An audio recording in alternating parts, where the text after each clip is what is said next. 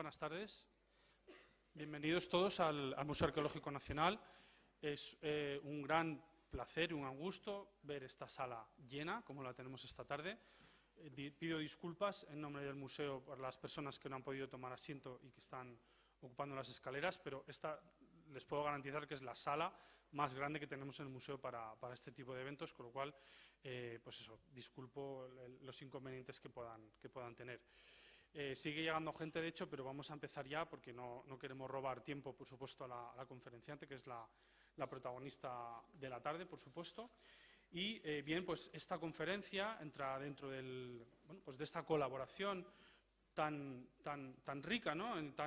Que tan buenos frutos está dando con Caminos del Románico, que ya tuvimos, como saben ustedes, una primera conferencia el pasado mes de septiembre, también con un gran éxito de público, igual que esta tarde, y esta da continuidad a esta colaboración, como decía, entre ambas instituciones, que, pues, lógicamente, siempre dentro del marco del arte y de la historia medievales. Como decía, es un gran honor, un gran placer continuar con esta colaboración. Tenemos aquí a Rocío Martín Bonet, que va a dar unas palabras también sobre su institución y la conferenciante. Y, como no, por supuesto, a Diana Lucía Gómez Chacón, que es como decía, la protagonista y que nos va a hablar del monasterio de Santa María la Real de Nieva, arte, reforma y patronazgo femenino a finales de la Edad Media, 1392-1445. Cedo la palabra a Rocío. Buenas tardes, gracias a todos por su asistencia, así como gracias, por supuesto, al Museo Arqueológico Nacional por abrirnos las puertas, por apoyar nuestro proyecto y, por supuesto, por este acuerdo de colaboración.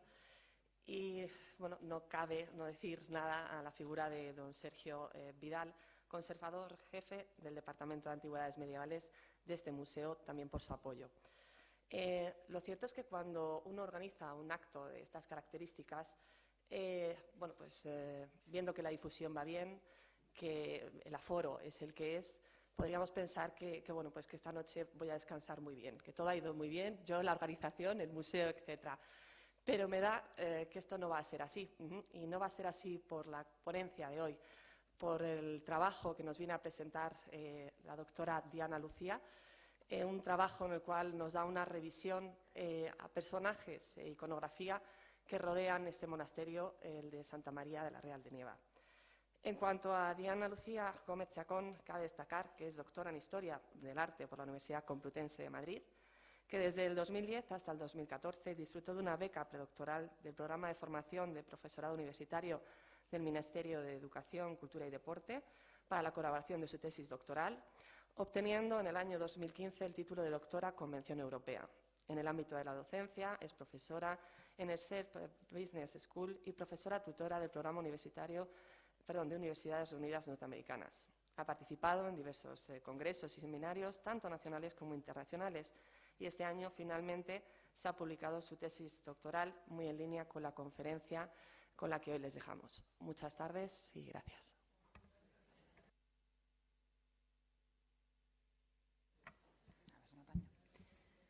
Bueno, buenas tardes a todos. En primer lugar, quería dar las gracias a Rocío por haberme ofrecido la oportunidad de estar hoy aquí con todos ustedes y, sobre todo, también al Museo Arqueológico y, en especial, a Sergio Vidal por haber aceptado la propuesta, y también a todos ustedes, porque tengo que confesar que nunca he hablado ante tantas personas. O sea, el ver que haya gente en las escaleras sentada para escucharme, se me va a salir el corazón del pecho en cualquier momento. Pero bueno, intentaré que no sea así porque queda un poco dramático. A ver que se cargue. También me han dicho que hay algún que otro segoviano en la sala, así que yo tengo que confesar que soy madrileña, pero bueno, ya tengo parte de mi corazón en Segovia, en Santa María especialmente. Bien, bueno, como ya han comentado Rocío, digamos que el germen de lo que les voy a contar hoy, que es un pequeño pedacito de mi trabajo, parte de una tesis doctoral concluida con la defensa en 2015, en diciembre, y bueno, pues tengo la suerte de haber podido publicarla en 2016 gracias al apoyo de la Diputación Provincial de Segovia. Pero digamos que el punto de partida de la historia no se focaliza en mí, sino que les voy a invitar o les voy a pedir que viajen conmigo o espiritualmente. Vamos a hacer muchos viajes espirituales a lo largo de esta conferencia, a 1392.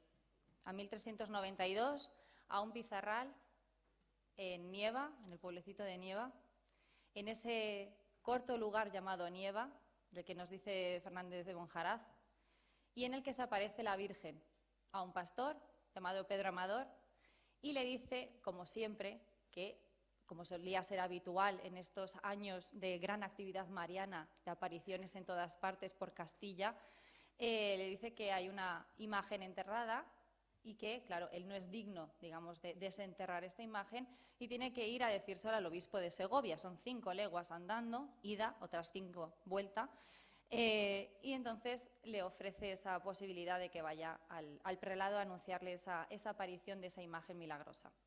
Al pobre Pedro Amador le toca ir varias veces porque no le creen, como también suele ser habitual en estas historias, pero finalmente sí que parece, por la insistencia más que nada, que hay algo de verdad en sus palabras, entonces le acompañan al pizarral.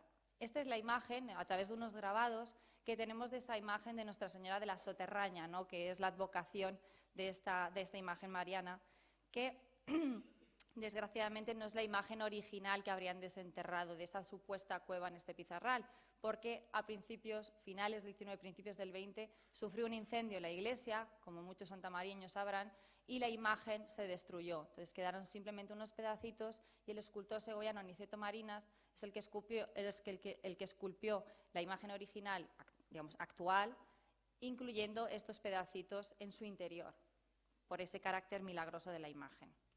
Pero una de las grandes protagonistas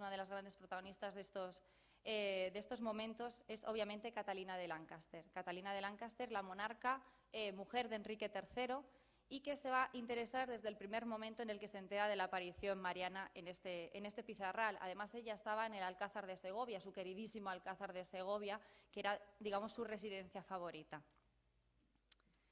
Según nos cuentan las crónicas y los documentos conservados de la época, en esos momentos ella decide ir, incluso personarse, ¿no?, en ese pizarral. Obviamente nos quieren, en este documento, en este testimonio del siglo XVII que les he traído, exageran un poco, ¿no?, el interés de Catalina de Lancaster por esa construcción de un santuario mariano, porque no podían dejar obviamente la imagen ahí a la intemperie. Al parecer le habrían hecho como un altarcito pequeñito con unas pizarras que habían recogido de la zona, pero sentían la necesidad de construir un santuario. Entonces, ella respalda esa construcción y, según nos cuentan las fuentes del 17, ella era, permítanme, tan cabezona que no quería irse de ese pizarral hasta que no estuviese la iglesia concluida, algo que es obviamente una exageración porque al menos tardarán 3 años en construir esa iglesia. Y yo siempre digo que no veo a Catalina de Lancaster, por muy devota de la Virgen que fuese, acampando 3 años en un pizarral desértico. No sé si estarán conmigo. Esto es lo que nos cuentan y ella es la que financia fundamentalmente esas obras de construcción de esa iglesita que no es la que tenemos, al menos no completamente lo que tenemos en la actualidad. Esta es una imagen que tenemos de una vista aérea de lo que hoy en día se conserva del monasterio de Santa María la Real de Nieva. Es decir, si ya estamos hablando de monasterio, aunque en realidad deberíamos hablar de convento, no monasterio, evidentemente tenemos que señalar el hecho de que Catalina de Lancaster, una vez concluida esta iglesia, este santuario mariano, donde va a cobijar esta imagen, se lo entrega a la orden de predicadores, a los dominicos, por los cuales ella sentía una especial devoción. Y es en 1399 cuando tiene lugar esta donación. En cuanto a los estudios arquitectónicos que he podido realizar a lo largo de mi tesis doctoral, sirviéndome siempre de los estudios previos realizados con motivo de las restauraciones, como son estos planos, por ejemplo, aquí proyectados, tenemos una primera iglesia, yo no sé si se ve con el cursor se ve más o menos, tenemos una primera iglesia que sería esta primera iglesia mandada a edificar por Catalina de Lancaster para cobijar esta imagen mariana. Sería una iglesia muy sencillita, con 3 naves, con esta cabecera bastante sencilla, como ven en la imagen, y que sería, pues eso, entre 1392, momento en el que habría tenido lugar esa aparición, 1395, que es la fecha en la que se funda la villa de Santa María la Real de Nieva, porque lógicamente no podían dejar un santuario totalmente aislado. Entonces la propia reina decide, pidiendo permiso a su marido Enrique III, decide fundar una villa en torno a este santuario. Obviamente es un lugar despoblado, es un lugar muy malo para los cultivos porque es un pizarral, entonces tenían que ofrecer algunos atractivos, algo atractivo para que la gente fuese a poblar esa villa. Y los beneficios que van a obtener son económicos. Digamos, va a haber una serie, podríamos decir, de impuestos de los que van a estar eximidos estos nuevos pobladores santamarieños, como hoy siguen en la villa. Tendríamos una segunda etapa de cubrición, de abovedamiento, ¿no? Digamos, un poco darle un poco más de empaque, ¿no?, a esa edificación. Y como lugares a señalar en el interior de esta iglesia, que es lo que yo siempre comento, los segovianos, los santamarieños, conocen muy bien, bastante bien obviamente los santamarieños lo conocen perfectamente porque es casi su casa, pero los visitantes del resto de España, por no decir ya extranjeros, nunca llegan a entrar a la iglesia. Sí que hay una dificultad porque normalmente la iglesia, por cuestiones de seguridad, muchas veces está cerrada. Entonces, Alfonso, si no, me dice que el párroco me dice que no puede dejarla abierta, con toda la razón del mundo. Pero si entran ustedes verán este altar de la red, que está aquí, donde he señalado con este recuadro en rojo, que es precisamente donde habría aparecido esa imagen. No es una cueva. Hoy en día lo que hay no se puede hablar de cueva como hablan las crónicas de la época. Es un pozo. Es un agujero de más de 3 metros de profundidad donde habría aparecido esa imagen enterrada. Y otro de los lugares a señalar sería en este arcosóleo que tenemos aquí en la Capilla Mayor. Lo que tenemos es la urna de este Pedro Amador, que fue llamado Pedro de Buenaventura y que permaneció al cuidado de la imagen hasta su fallecimiento. Entonces está enterrado, los restos, son huesecitos lo que quedan hoy en día, están enterrados en esta urna. La siguiente etapa, tendríamos ya una etapa de ampliación del templo. Y ya nos está indicando que si se está ampliando el templo y sobre todo se está ampliando por la parte de la cabecera, es decir, lo que va a ser el coro de estos frailes dominicos, nos está hablando de una necesidad de ampliar, posiblemente porque la comunidad es más grande de lo que era en un primer momento. Entonces, esto se lo dejo así de pincelada para que luego retomemos este concepto. Y además, esta capilla, que es una capilla funeraria, de Pero Sanz, que digamos que sería uno de los personajes nobiliarios, principio, que estaría detrás de parte de la financiación de este templo, sobre todo de su propia capilla funeraria, que es la actual Capilla de las 5 Llagas. Y estos es algunos de los detalles que tenemos en el interior de la iglesia. Como les digo, siempre invitando a los visitantes a Santa María la Real de Nieva a entrar en la iglesia y no solo se queden con el claustro, que obviamente el claustro es lo más atractivo desde el punto de vista estético quizás, pero la iglesia también merece una visita. Y en último lugar, el claustro, este fantástico protagonista absoluto de todo el convento, de todo el monasterio, como quieran ustedes decir, que se habría edificado entre 1434 y 1445. 1445 porque es la fecha de fallecimiento de una de las reinas que mencionaré más adelante. Esta es la parte de la cabecera, desde el exterior, o sea, lo que correspondería a la ampliación de la iglesia. Y mi principal objetivo cuando yo me enfrenté a esto, a este tema, que como les digo, como madrileña me era totalmente ajeno y que debo agradecer el haberme ofrecido la posibilidad de trabajar en este edificio a mi director Javier Martínez de Aguirre, que además ha tenido el detalle de venir a escucharme cuando se lo sabe más que de sobra, de memoria, mejor que yo. Para mí fue un auténtico desafío y yo siempre cuento que tardé 1 año aproximadamente en saber por dónde enfocar el trabajo de este monasterio. Y lo que me planteé es que no sé si es, bueno, hay distintas formas de trabajar. Entonces a mí, yo por lo menos estoy contenta con la decisión que tomé, pero bueno, otras personas pueden realizar otros enfoques igualmente válidos. Decidí convertirme, aunque les suene raro, en un fraile dominico del siglo XV. es decir, sin cirugía de por medio ni nada. Simplemente decidí intentar conseguir los ojos de un fraile. Vamos a ver, me voy a explicar. Leer absolutamente todo o casi todo, porque todo es inabarcable. Una cabeza del siglo XV a mí me viene muy grande. Pero intentar familiarizarme con los textos que ellos habrían manejado. Y una vez leído absolutamente todos estos textos que han llegado a nosotros y a los que yo he podido acceder, volver a visitar Santa María la Real de Nieva. Ya no con los ojos de una mujer de 20 muchos años, ahora ya he pasado los 30, pero sino con los ojos de un fraile dominico del siglo XV, con el conocimiento que en principio estos religiosos tendrían y ver lo que me sugerían estas imágenes. Y fue totalmente distinto a lo que me sugerían cuando fui con unos ojos desnudos sin conocimiento, ¿no? Entonces, aquí les he traído ese texto de Michael Camille como un gran referente que yo siempre reivindico para los historiadores del arte, que él siempre pues, hacía referencia, también tomando la teoría de esos, del ojo de la época de de Baxandall, que decía situar nuestra visión en un tiempo y un lugar concretos, porque es que esta iglesia, este claustro y este convento no está hecho para unos ojos del siglo XXI, está hecho para unos ojos muy concretos del siglo XV.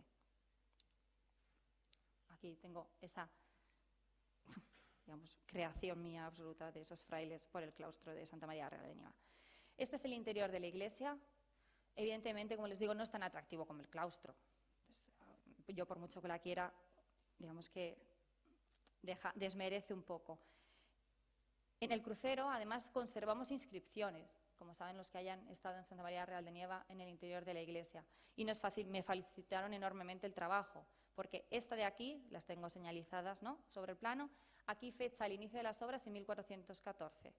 Esta de aquí, 1428, es decir, que la parte de la cabecera estaría terminada en 1428.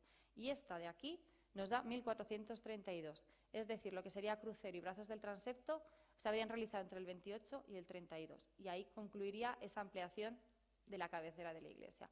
Por lo que yo no tenía que complicarme la vida buscando fechas, ni inventándomelas, ni intentando sacarlas, porque las inscripciones las dan bastante claras. Aquí tenemos esta portada norte. Mi principal objetivo aparte de los estudios arquitectónicos, y como les digo, Moreno Yuste, de quién eran esos planos, me fue de gran ayuda, sobre todo lo que yo más aporto en mi trabajo de investigación, sobre todo es el estudio del conjunto escultórico. Entonces, tenemos dentro de este conjunto escultórico bajo medieval, es decir, gótico, que luego volveré sobre ese concepto de gótico, tenemos la portada norte, decorada fantásticamente con un programa iconográfico narrativo muy amplio, de gran complejidad, no un lenguaje tan complejo desde el punto de vista teológico y espiritual como va a ser el claustro, como veremos, pero en el que vemos un friso corrido, ¿no?, con escenas de la pasión, muerte y resurrección de Cristo, que es lo que vemos aquí, bastante deterioradas porque claro, están a la intemperie, entonces digamos que es lo que ha sufrido más de todo el conjunto. En el tímpano lo que tenemos es un juicio final, completado con las figuritas que vamos a ver en las arquivoltas que enmarcan ese tímpano. Y sobre todo detenerme en la quinta arquivolta, que es la más interesante o la más curiosa, en la que tenemos la resurrección de la carne, es decir, la resurrección de los muertos, y les vemos saliendo de sus respectivas tumbas, de sus respectivos sepulcros. Aquí digamos que tenemos representaciones de laicos, pero no todos son laicos, también tenemos religiosas y religiosos que no siempre pues, tienen un fin ideal. Tenemos aquí una monja, una religiosa, pues bueno, que se lo está llevando un ser demoníaco, ella sabrá lo que ha hecho para que sea así, y en este caso tenemos un fraile también que se lo está llevando otro demonio. No todos son así, me resultan más curiosos estos, pero también les quiero decir que hay frailes que se los llevan los ángeles, tampoco nos vamos a quedar aquí en la versión mala de los hechos. Pero volviendo sobre las imágenes del interior, eso es lo que tenemos en el exterior, y posiblemente lo que yo planteo es la posibilidad de que esa portada fuese utilizada con fines de predicación, es decir, como una especie de escenario al que salían a predicar los frailes en digamos, con motivo de las festividades de la Virgen, donde llegarían al santuario gran cantidad de peregrinos, no cabían en el interior y entonces tenían que salir al exterior. Es como si nosotros nos salimos ahora fuera. No caben, ustedes están por las escaleras, pues nos salimos fuera y yo les cuento lo mismo, lo que pasa es que no tendríamos PowerPoint. Pero, sin embargo, el mensaje que tenemos en el interior es distinto y no va a ser narrativo. Aquí ya desaparece el hilo conductor, la narración y todo lo que estamos viendo en la portada norte, que estaría destinada a los fieles, por lo que necesitan un lenguaje un poco más sencillo, un poco más directo y que a ellos les resulte más fácil de asimilar, más evidente, ¿no? Esto es digamos un collage que he hecho con algunas de las escenas que tenemos representadas en estos capiteles dentro de la iglesia, que es lo que menos se ve. Entonces, de ahí sí que me interesa siempre reivindicar el valor de estas escenas del interior, además del claustro, que la gente o no entra a la iglesia o entra y no se fija, porque hay que fijarse, hay que levantar un poco la vista para ver estos detalles. Aquí lo que les he traído es la ubicación, si se fijan, es la parte de la ampliación de la iglesia, es decir, lo edificado entre el 1414 y 1432, y además es un espacio donde estaría ubicado el coro de los religiosos, el coro de los frailes. Aquí se cerraría ese coro y de ahí para abajo estarían las naves y sería el espacio reservado a los fieles. Es decir, los fieles no pasan al coro de los religiosos. Es un espacio cerrado. Por lo que, obviamente, la decoración de aquí irá destinado a los fieles, a los frailes, que son los que pueden verlo, y no a los fieles. Tenemos en este lateral, si se han fijado, esto de aquí, esto sería el oratorio. El oratorio que da paso, si nos desplazamos hacia este lateral, daría paso a los aposentos reales, porque estamos viendo que es una fundación real ligada a Catalina de Lancaster, lo dona a los frailes dominicos y ellos, obviamente, no van a construir un palacio, pero sí se van a reservar una serie de espacios como aposentos reales y va a tener comunicación directa estos aposentos con la zona del coro. No les interesa ver a los fieles, les interesa ver a los religiosos en sus oficios. Esto es lo que tenemos aquí, que teníamos antes en planta. Y luego tenemos, si se fijan, en los laterales tenemos escultura, tenemos relieves. Aquí tenemos dos frailes, uno leyendo, otro ofreciéndole pues un recipiente, posiblemente no sea agua lo que le está ofreciendo. Aquí tenemos otros dos, pegaditos. Uno ya está dormido sobre un libro y el otro hermano le está abanicando. Entonces, en principio ya nos estamos dando cuenta que no son comportamientos adecuados dentro de un coro de religiosos. En el lateral contrario, lo que tenemos es otro frailecito, otra cabecita de fraile, pues con las orejas, con los oídos tapados por esas hojas, sobre todo del lateral de la oreja derecha, que le están brotando esos tallos vegetales. Aquí tenemos otro que incluso ya está totalmente despistado, hurgándose en el oído, y la cabecita, que es muy similar a la suya, ya tiene rasgos animales. Entonces nos están ya dando algunas pinceladas de un poco el lenguaje o del mensaje que hay detrás de estas escenas, que no dejan en muy buen lugar a los frailes dominicos. Otro aquí estirándose de las comisuras de los labios para hacer burla. Este mordiendo un hueso, cuando en principio tenían la prohibición de comer carne, entonces los huesos pues no debían circular mucho por el convento.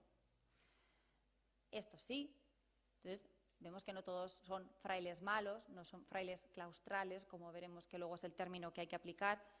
Estos están dedicados al estudio, que es lo que debe hacer un fraile dominico. Pero las malas compañías que vemos de los que se rodean, figuras híbridas que tenemos aquí, por ejemplo esta que a mí me encanta personalmente. Otros que están pues con un órgano, cantando, cantando en torno a ese órgano. Justo enfrente tenemos otro que está leyendo. Este está totalmente aburrido, saca desnuda una pierna por debajo del hábito. No es una actitud muy respetuosa, y menos para estar dentro de un coro. Este se está flagelando, que es una actividad pues, de mortificación de la carne bastante habitual en el siglo XV en la orden de predicadores.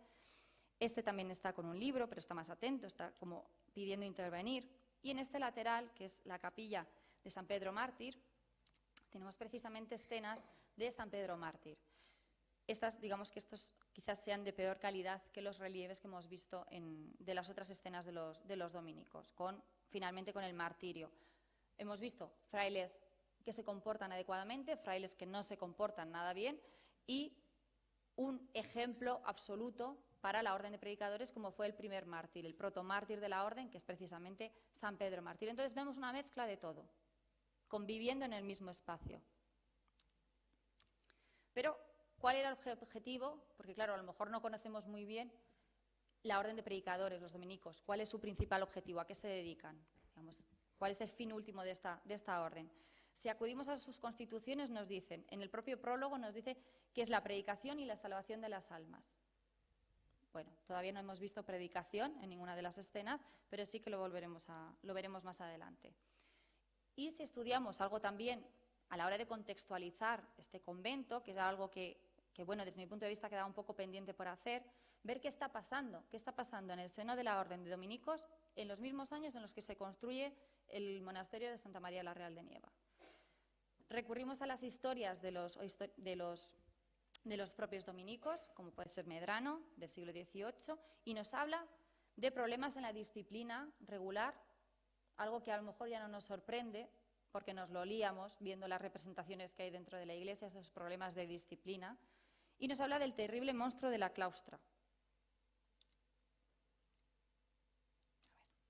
Perdón, que he pasado 2 veces. Diago, por ejemplo, otro de estos historiadores dominicos, nos habla de la pestilencia, de la claustra, que fue más pestilente para las almas de los religiosos de las órdenes que la pasada para los cuerpos. Lo que nos está hablando es fundamentalmente de la peste negra, que como saben el gran brote de peste negra tuvo lugar en 1348, con sucesivas pandemias que se repetían periódicamente, casi, pero hubo una peste mucho más perjudicial para las órdenes religiosas, que fue la peste espiritual. Es decir, murieron obviamente tanto laicos como religiosos. El problema es que muchos conventos quedaron casi sin apenas hermanos viviendo en estos conventos, y eso hace peligrar la supervivencia de cualquier orden religiosa si te quedas sin religiosos, sin frailes, sin monjes, etc. ¿Cuál fue la solución inmediata que buscaron? Pues permitir levantar un poco la mano a la hora de aceptar nuevos hermanos para llenar los conventos, llenar las celdas, darles una vida bastante cómoda durante el noviciado, pensando que cuando tomasen los votos se convertirían en frailes perfectos. Algo que se les fue de la mano, porque si acostumbres a una persona a la buena vida y todo lleno de comodidades, luego no le vas a poner a que cumpla los votos de castidad, austeridad, etc. Entonces, fue peor el remedio que la enfermedad. De ahí que hablen de esa peste espiritual, de esa pestilencia espiritual que fue peor para las almas que la de los cuerpos. Y es ese monstruo de la claustra. Además, nos habla de esa convivencia, y es precisamente lo que estábamos viendo dentro de la iglesia de Santa María la Real de Nieva, esa convivencia en el mismo espacio de frailes buenos y frailes malos, es decir, frailes claustrales contaminados por esa peste espiritual y frailes observantes, es decir, los que respetan absolutamente las constituciones, sus votos y se ciñen a lo que debe ser un dominico. Nos habla de esos lobos hambrientos que se echarán sobre los corderos que querrán ser observantes de la orden. Digamos que es una mala influencia. Pero además, ¿cuál va a ser la solución ante esta crisis? Lo que hacen siempre, pues reformar la orden. Digamos que es algo bastante evidente.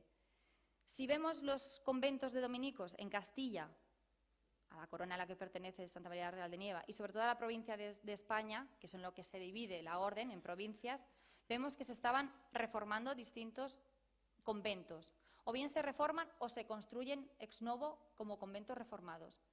Y precisamente tenemos una fecha, 1439, en la que se menciona Santa María la Real de Nieva ligada a esa reforma de la orden. Y es que el propio maestro general de la orden, y esto son palabras mayores, se preocupa del monasterio de Santa María la Real de Nieva y pide al provincial de España que se encargue él personalmente de revisar, de supervisar esa reforma.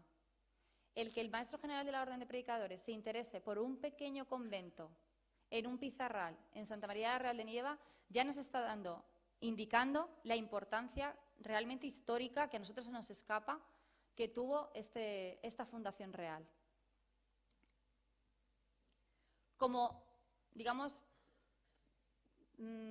patronas absolutas y grandes defensoras tanto de la construcción de este convento como de su reforma, tenemos a Catalina de Lancaster, de ahí que se repita su heráldica por todo el convento, pero no solo Catalina de Lancaster, porque como les he puesto la fecha de fallecimiento, que es 1418.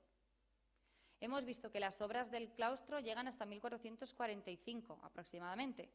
Es decir, alguien tuvo que suceder a Catalina de Lancaster y seguir supervisando esas obras y el cumplimiento de su mandato y de sus deseos. Y es precisamente María de Aragón la que de alguna forma sucede a Catalina de Lancaster en el señorío y patronazgo del monasterio y de la villa de Santa María la Real de Nieva, que es precisamente la que fallece en 1445. Yo sitúo el fin de las obras en 1445 porque quien recupera el señorío de Santa María la Real de Nieva es Isabel de Portugal, que es la segunda mujer de Juan II de Castilla. Y no hay ningún escudo de Isabel de Portugal en todo el convento, por lo que entiendo, o esa es mi forma de pensar, que ella no intervino en estas obras, sino que estaban finalizadas ya cuando ella se hace responsable de este señorío. Aquí tenemos a María de Aragón, representada, también es un detalle, a mí me encanta, pero no sale muy favorecida, que pasa totalmente desapercibida en el interior de la iglesia. La tenemos en este brazo norte, en esta esquinita aquí señalada y perfectamente identificada con su escudo. La policromía es posterior.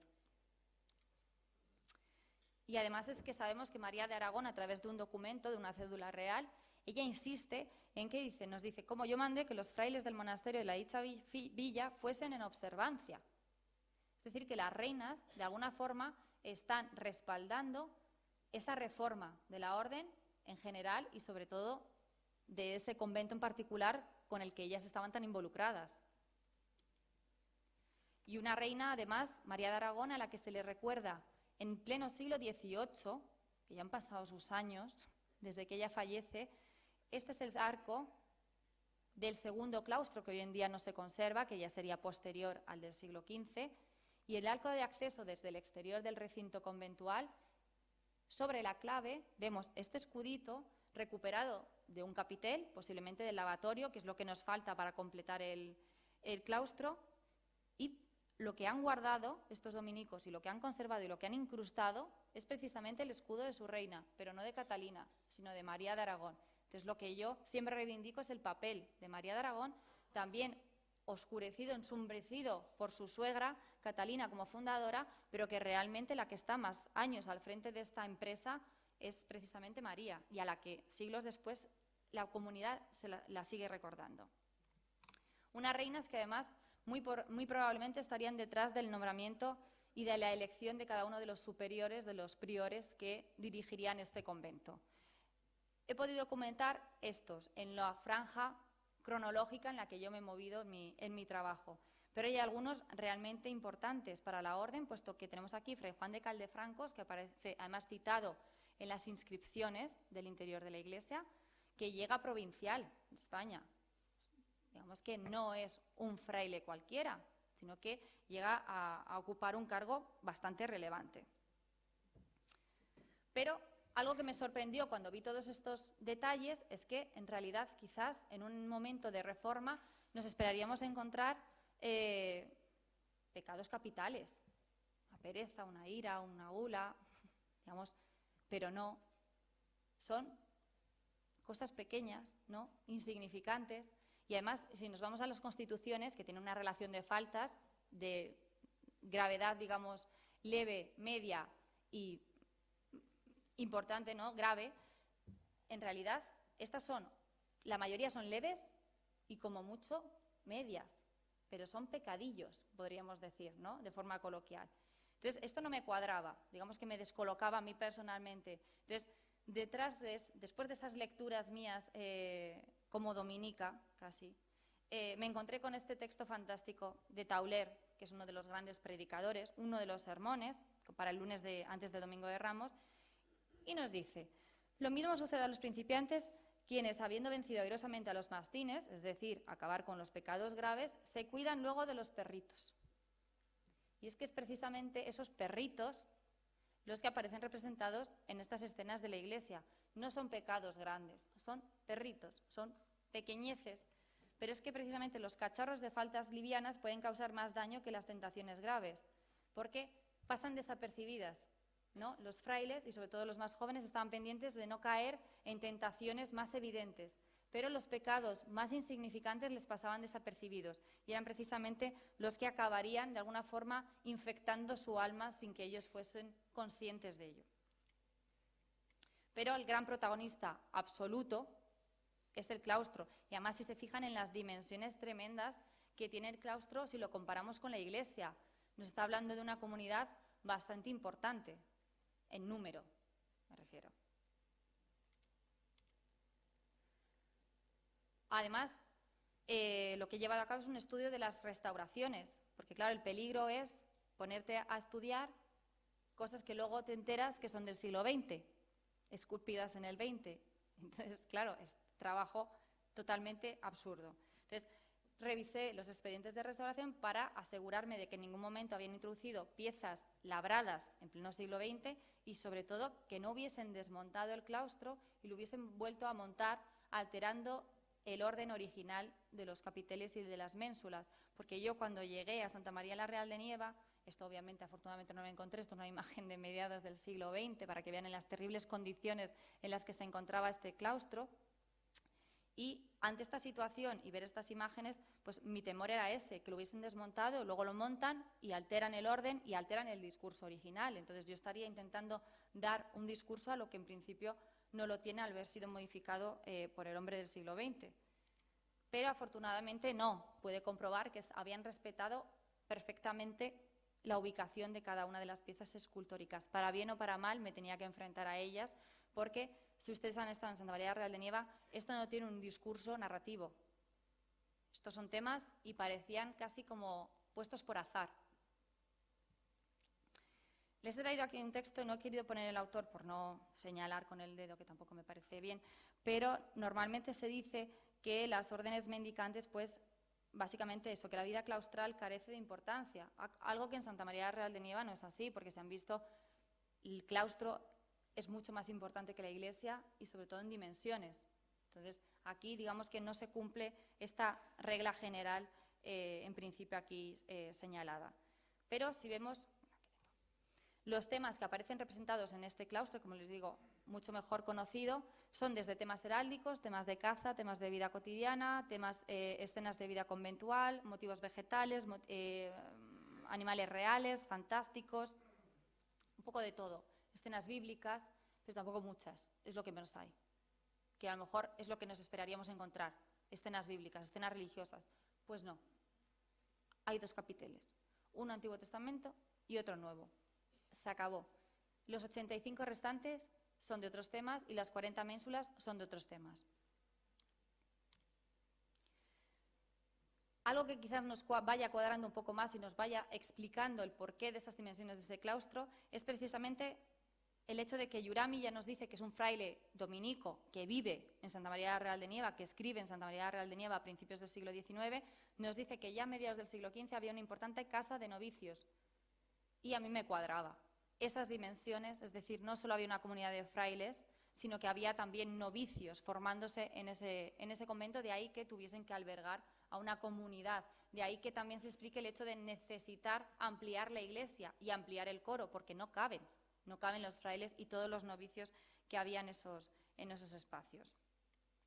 Y Humberto de Romans, por ejemplo, en todas estas lecturas que les digo que me hice a lo largo de estos años, nos dice que lo más importante es la formación que se da a los novicios, a los más jóvenes, porque en realidad es cuando les estás formando y luego ellos ya se convierten en predicadores y tienen mayor libertad de movimiento y son más difíciles de controlar. Entonces hay que formarles bien desde el principio.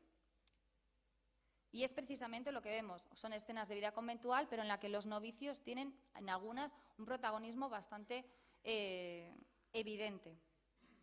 Son estas con las ubicaciones que les tengo aquí señaladas y además, como inicio de la orden, en un capitel bastante malo, desde el punto de vista de calidad escultórica, tenemos a dos personajes fundamentales como son San Pablo y San Pedro. San Pablo se identifica bastante bien con la espada y San Pedro aquí estaría sujetando esas llaves que si van a Santa María y se fijan sí que se ven.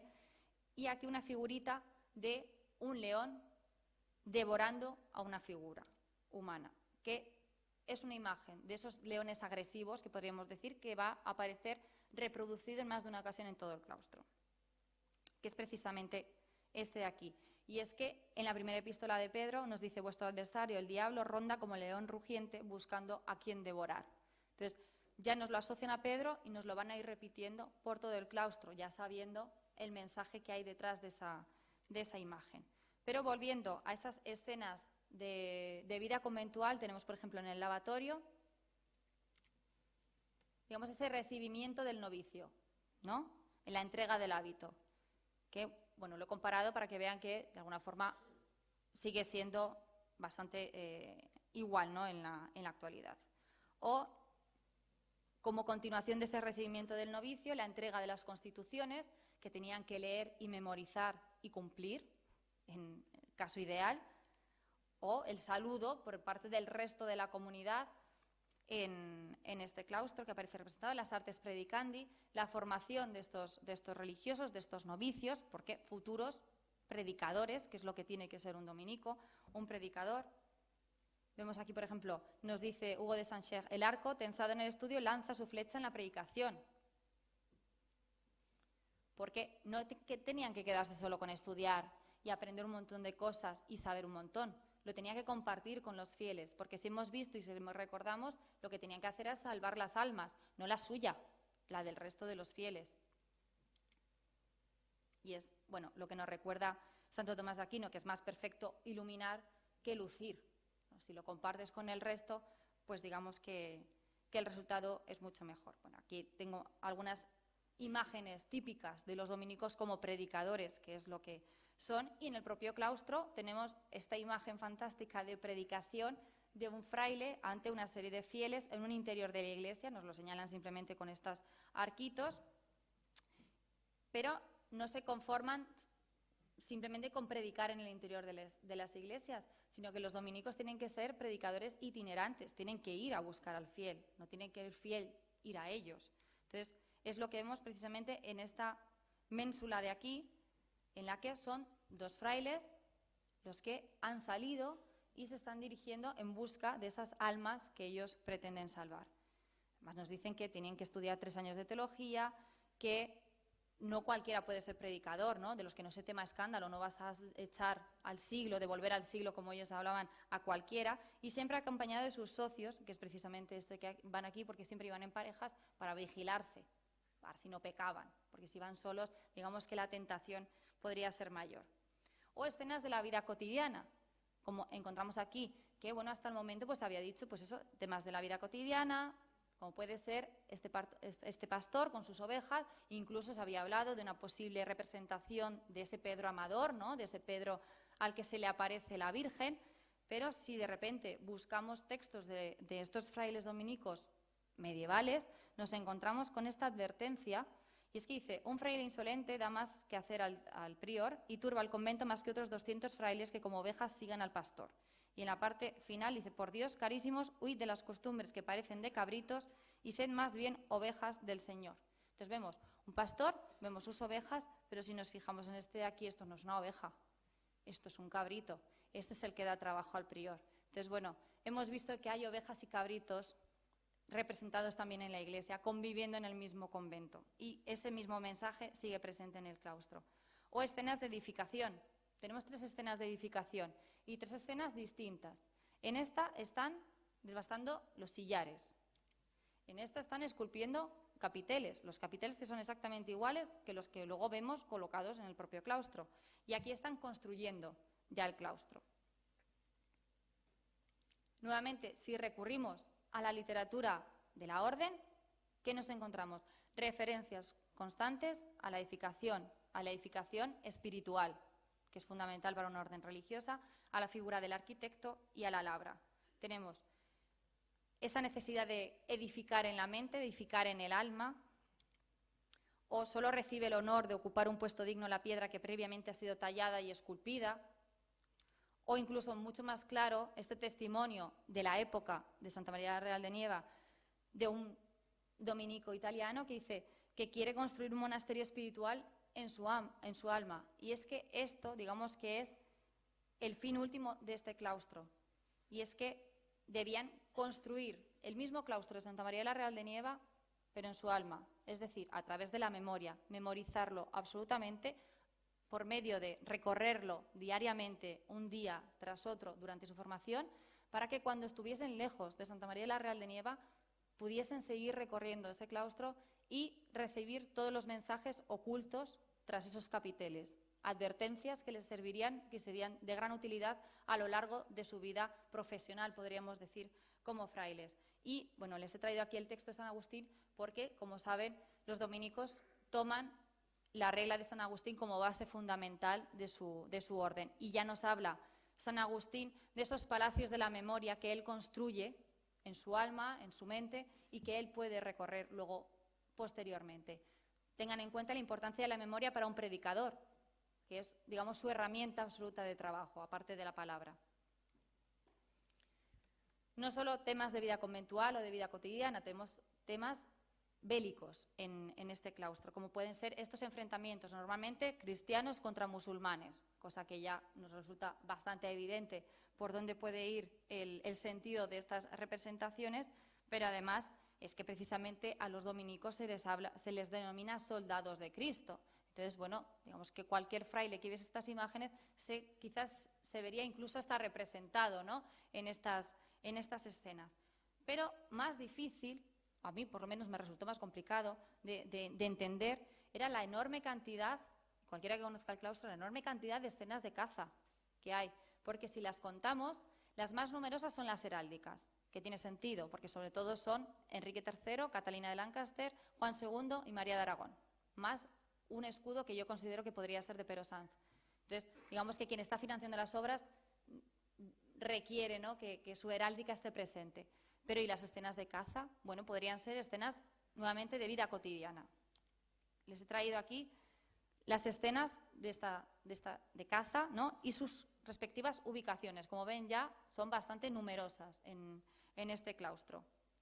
Tenemos desde caza de jabalí, caza del oso, luego, digamos, regresando con la pieza, escenas de cetrería, digamos que todas las modalidades de la época de caza están representadas. Podrían ser tipos de cazas que se realizasen en la zona, ¿no?, en la zona segoviana.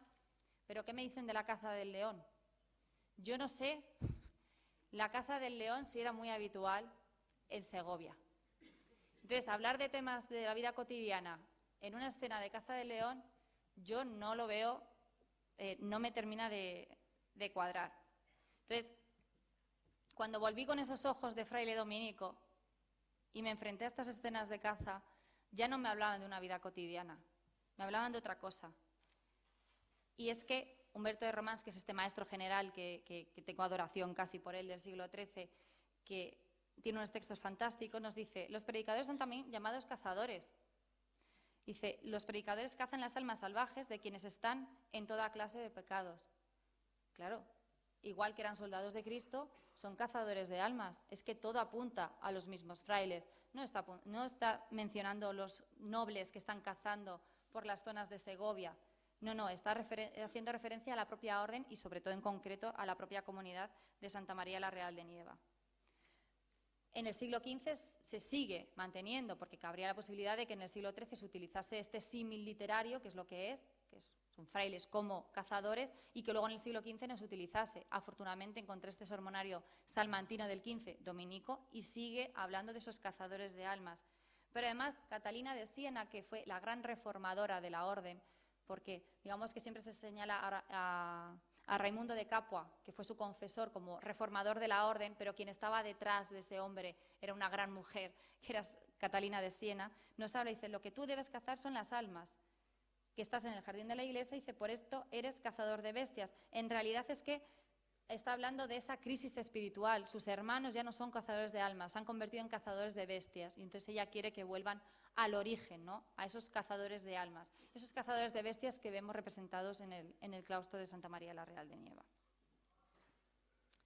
Lo que he conseguido, lo que yo creo que he conseguido, que luego ya ustedes estarán de acuerdo o no, es un recorrido, fijar un recorrido por el claustro, empezando por esta puerta en la galería, en el ángulo suroeste, que es la puerta por la que entrarían los novicios para formarse como frailes y por la que abandonarían nuevamente el convento una vez formados para enfrentarse a esa predicación y esa cacería de almas que tenían que llevar a cabo. Entonces, ese es el orden de lectura que yo planteo.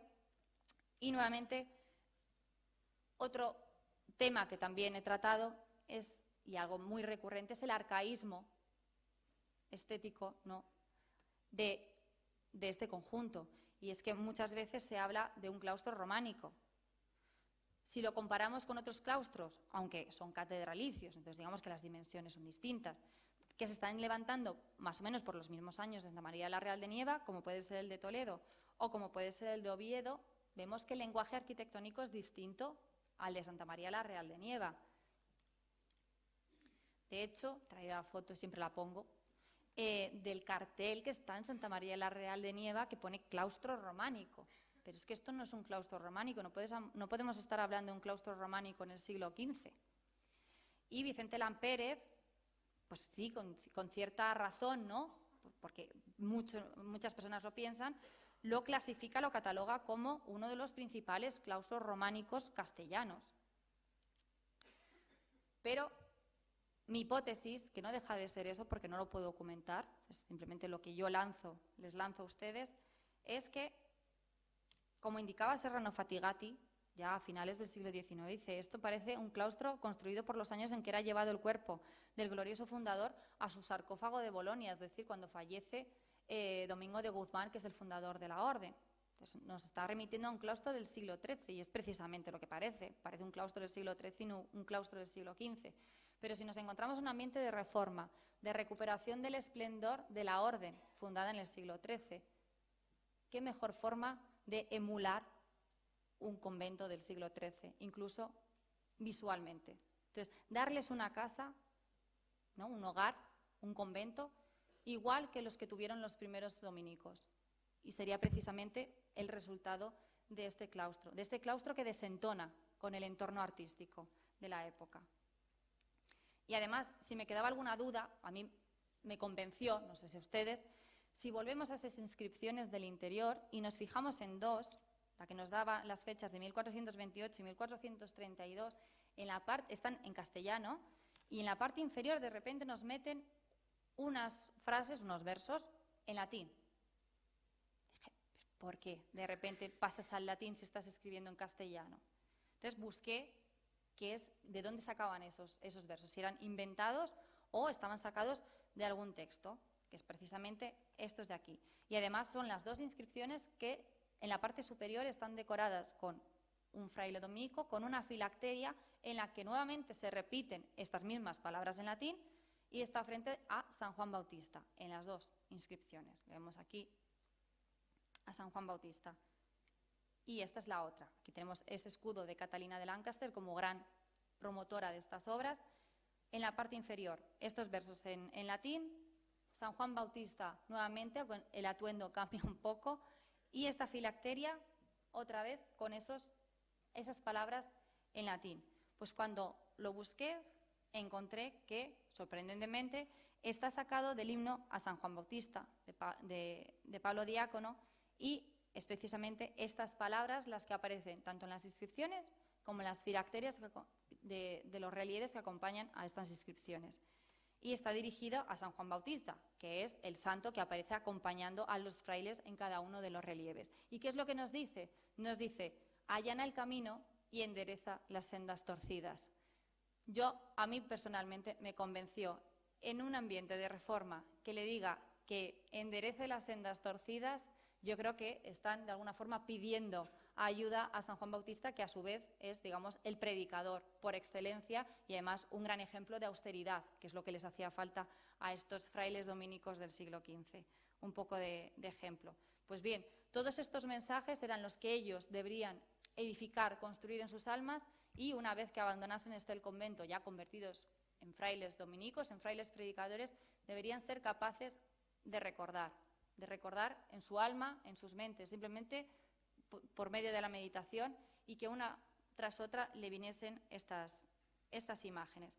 Y sobre todo quiero que se queden, que es con esto con lo que voy a terminar, con una imagen sobre todo positiva, que es a mí la que me transmitían tanto los textos como la propia representaciones. Y es que en realidad hay más escenas de frailes observantes, es decir, frailes totalmente reformados, respetuosos y que cumplen con las constituciones y con sus votos, a frailes, digamos, un poco rebeldes que se alejan, esas sendas torcidas. Digamos que las menores son esas sendas torcidas.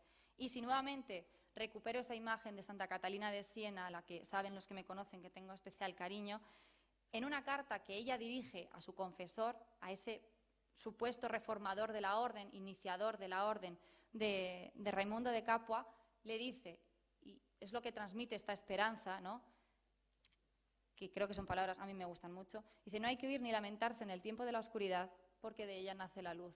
Muchas gracias.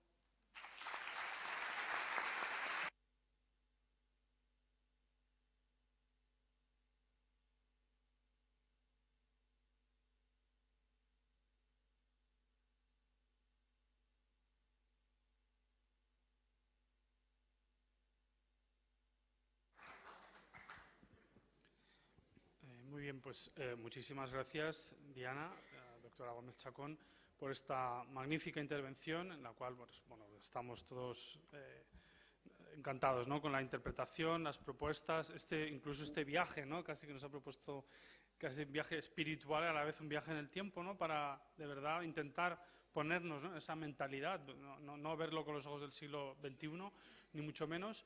Y pues gracias a su trabajo, a su esfuerzo, bueno, pues dar esta lectura global, por supuesto, iconográfica, los textos, es decir, una visión muy completa y muy ilustradora, con esas hipótesis pues muy bien fundamentadas. No sé si Rocío tiene algunas palabras. En este caso, pues abrimos un turno de preguntas.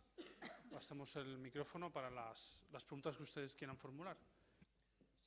Entonces, he querido entender como que de alguna manera tanto la iglesia como el claustro de alguna forma están pensados, tanto la iconografía o la construcción, pensando en la formación de los frailes. Es decir, nunca pensando en escenas o en algo que sirvieran de alguna manera de adoctrinamiento o del pueblo llano, que no sé si, o es que no había necesidad o algo así.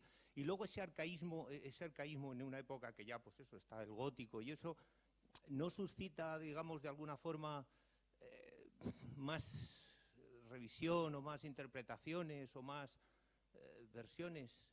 Es que resulta raro. Hay ejemplos, de alguna manera, en que ya en esta época se esté construyendo así, se repita un poquito lo que se repite aquí cuando no era lo normal. Esas dos cosas. Vale, en primer lugar, sí, lo que yo planteo es la portada norte como un programa de adoctrinamiento, formación del pueblo, porque realmente es lo que ven. Entonces, lo que yo planteo es un lugar de predicación, como les he dicho, como si fuese una especie de decorado que el predicador va a utilizar y con un programa muy amplio, sobre todo temas que interesaban: pasión y juicio final, que digamos que en la época, recuerden toda la predicación de San Vicente Ferrer, que estaba diciendo que ya el Apocalipsis estaba a la vuelta de la esquina, digamos que son temas bastante candentes, podríamos decir, desde el punto de vista teológico, espiritual.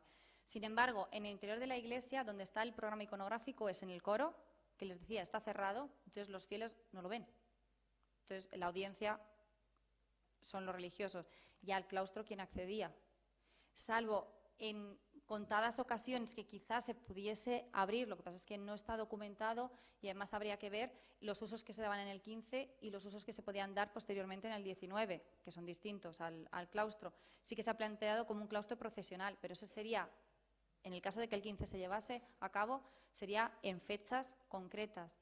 Sin embargo, quienes estaban disfrutando y quienes tenían acceso diario a ese mensaje eran los frailes. Entonces, yo personalmente pienso que ese programa nuevamente estaba destinado claramente a la comunidad religiosa y no al adoctrinamiento, aparte de que el lenguaje de la portada es muy sencillo, narrativo, directo, con escenas muy claras. Lo otro, tienes que tener unos ojos distintos para poder llegar a entender lo que hay detrás de de esas escenas. Y en cuanto al arcaísmo, la hipótesis que yo planteo es esa, de siempre se habla también de la iconografía de la arquitectura, es decir, no solo hay iconografía, digamos, de estudios figurativos, sino que las formas arquitectónicas también nos hablan. Entonces, nos están hablando de la utilidad o de la simbología que hay detrás de esos edificios. A mí, que personalmente me remita a un claustro quizás más del siglo XIII, me da que pensar, sobre todo en ese ambiente reformista, y sobre todo lo que están queriendo volver desde el punto de vista espiritual es a ese siglo XIII. Entonces, no solo vuelven espiritualmente, sino también incluso arquitectónicamente y artísticamente. También, desde el punto de vista de la escultura que hay, también dicen que es románica, quizás por la tosquedad, pero es que eso no es románico, eso son escultores de segunda y tercera fila trabajando. Entonces, aquí no podemos, desgraciadamente, para mi pesar, que yo quiero mucho Santa María Real de Nieva, siempre digo, esto no es bueno. No es bueno, no es primera fila. O sea, esto no podemos hablar de aquí de grandes escultores, estaban dedicados a otras obras.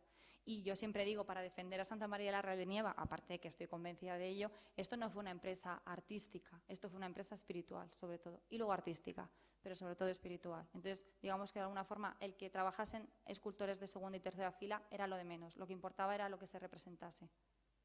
Entonces, no sé si he contestado a... parecidos, nada, es el problema que he tenido con Santa María la Real de Nieva. Por un lado es que las órdenes mendicantes, y como ocurre con todos los edificios, se remodelan, o se han destruido y no han llegado, o se remodelan en siglos sucesivos. Entonces lo medieval se va eliminando. Entonces he tenido muchas dificultades para establecer estudios comparativos y para mí Santa María Real de Nieva, yo no sé, lo voy a decir, pero para mí es un unicum, o sea, es algo que todavía no he encontrado nada parecido, pero la verdad es que también para crear un unicum se tienen que dar unas circunstancias también extraordinarias, como eran las que se concentran en torno a la fundación de Santa María la Real de Nieva.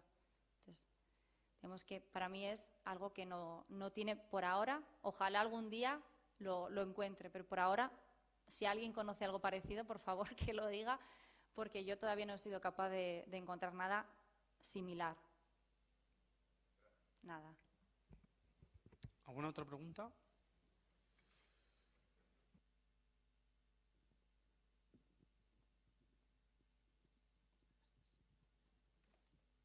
Bueno, buenas tardes.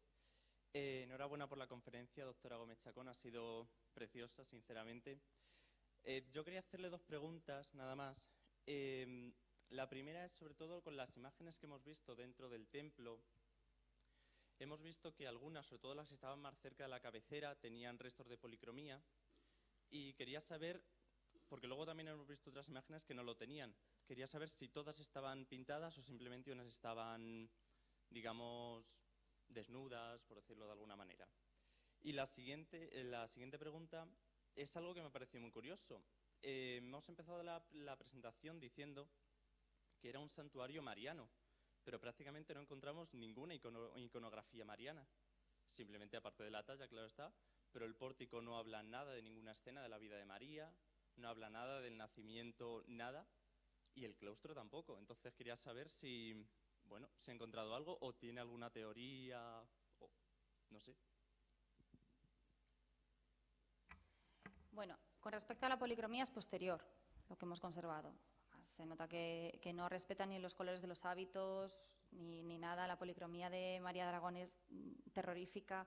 La de los escudos, esas bandas de Aragón pintadas de gris y rojo, es horroroso. Pero bueno, se ha conservado, en realidad no están datadas de cuándo sería esa policromía, pero bueno, yo apuntaría a principios del siglo XX, en el que, bueno, quizás pues los propios, sabemos que se intervenía de manera, pues como todavía se sigue haciendo, ¿no? Los propios fieles, el párroco, pues hacía lo que podían por mantener un poco la iglesia. Posiblemente estuviesen policromadas en origen, pero tampoco nos ha quedado ningún documento, ninguna referencia que me permita asegurarlo. Posiblemente sí se concibieron como imágenes policromadas, pero tampoco lo sé. Simplemente señalar eso, que la policromía no es original, lo que tenemos en la actualidad. Y en relación a la segunda pregunta, la verdad es que no... La tenía que haber apuntado. Era sobre todo que Que estamos hablando Ah, de la vocación mariana, sí, perdona. exactamente. En realidad, la única referencia a la Virgen, aparte de la propia imagen mariana, que desgraciadamente, como les he dicho, no se conserva, es ese altar de la red que hay, como esa referencia, y además no estaba en ese altar de la red, ni siquiera estaba la imagen original, porque la imagen original, no sé si se veía bien en los planos, ese altar de la red estaría en la parte de las naves, es decir, lo que estaba donde estaba la feligresía, y la imagen original se lo llevan los frailes a su coro.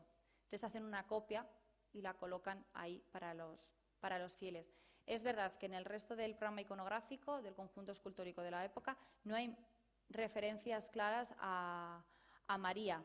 María es más una atracción para peregrinos que un interés teológico para la comunidad religiosa. Entonces, les da la excusa perfecta esa aparición mariana, quien quiera creer en ella o quien no, eso ya no vamos a entrar, les da una excusa perfecta para fundar un santuario, dárselo a la orden de predicadores, que es lo que yo estoy convencida desde el principio que tenía en mente Catalina de Lancaster. Además, aprovecha unos añitos para ver si funciona ese santuario o no, si tiene acogida por parte de los fieles, si tiene peregrinos, si hay una población que se asienta, y luego se lo dona a los dominicos. Lo que importa es esos dominicos, ese convento, ese noviciado. Y digamos que la Virgen queda en un segundo plano y simplemente como una excusa fundacional, pero luego realmente no tiene repercusión iconográfica en el resto del conjunto, en absoluto. ¿Tienen alguna otra pregunta? ¿Alguien más? ¿Alguien más? Ah, ahí.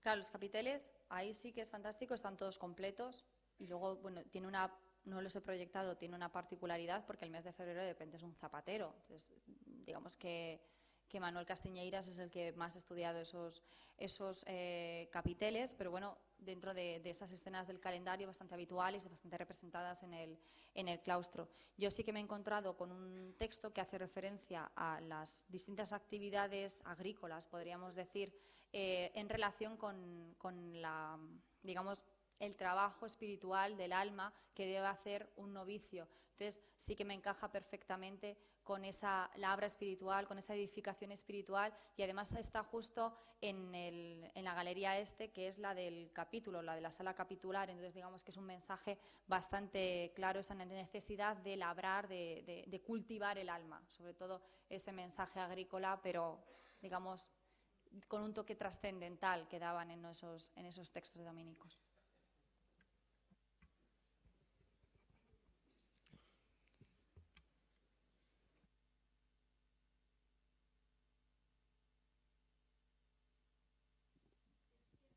Perdón, es que no se lo ha oído. Ahora, gracias. Vale, que digo que la sepultura que hay en el altar de la mayor, se cree que es de la reina Blanca de Navarra. ¿Es cierto que la reina de Navarra murió en Santa María la Real de Nieva? La reina de Navarra murió en Santa María la Real de Nieva. Hasta ahí puedo decir. Si es o no, la verdad es que es una polémica hoy en día. Está allí la inscripción. Sí. Está en la inscripción. Además, el párroco Alfonso pues ha tenido mucho cuidado y entonces ha puesto restos atribuidos, ¿no? Que no afirma categóricamente que sean Blanca de Navarra, porque lo único que se sabe es que murió ahí.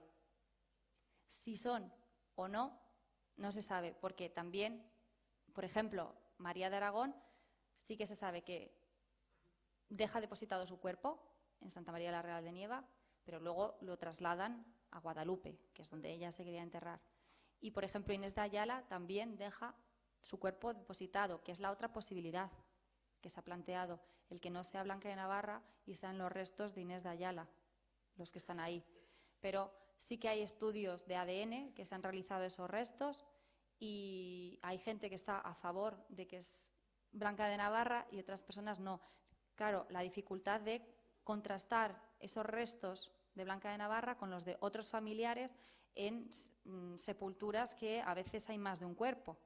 Entonces, digamos que dificulta enormemente los estudios científicos. Como ya son estudios que se me escapan a mí por una cuestión de ignorancia absoluta, yo me quedaría, ¿no?, sin mojarme en absoluto, decir que Blanca de Navarra murió en Santa María Real de Nieva, pero quien está ahí enterrada, la verdad es que a ciencia cierta yo creo personalmente que no se puede saber.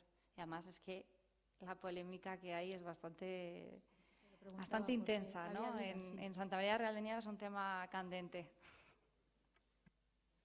Bueno, esperemos que en el futuro alguien retome el tema o se dedique exclusivamente a esta cuestión. ¿Hay alguna otra pregunta? Pues muchísimas gracias. Gracias por su asistencia una vez más.